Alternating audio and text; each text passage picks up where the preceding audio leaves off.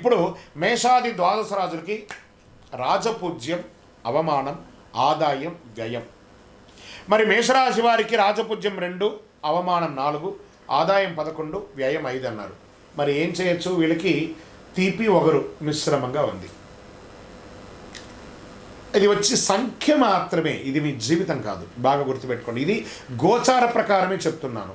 మీ వ్యక్తిగత జాతకంలో చూస్తే సంపూర్ణంగా ఈ సంవత్సరం ఎలా ఉందో చూడొచ్చు. వృషభ రాశి వారికి రాజపూజ్యం 5, అవమానం 4, ఆదాయం 5, వ్యయం 4. చాలా బాగుంటారు. మిథున రాశి వారికి రాజపూజ్యం 1, అవమానం 7, ఆదాయం 8, వ్యయం 11, మిశ్రమం. కర్కాటక రాశి వారికి రాజపూజ్యం 4, అవమానం 7, ఆదాయం 2, వ్యయం 11.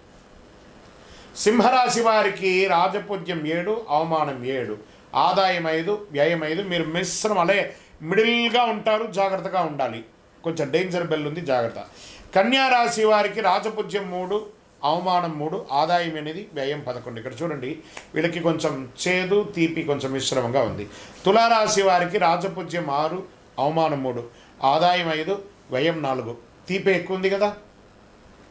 వృశ్చిక రాశికి వారికి రాజపూజ్యం 2, అవమానం 6, ఆదాయం 11, వ్యయం 5. ఆదాయం అద్భుతంగా ఉంది, కొంచెం చిన్న చిన్న అవమానాలు ఉన్నా ద జాక్ పాట్ ఇయర్ ఏదైనా ఉందంటే అది వృశ్చిక రాశియే.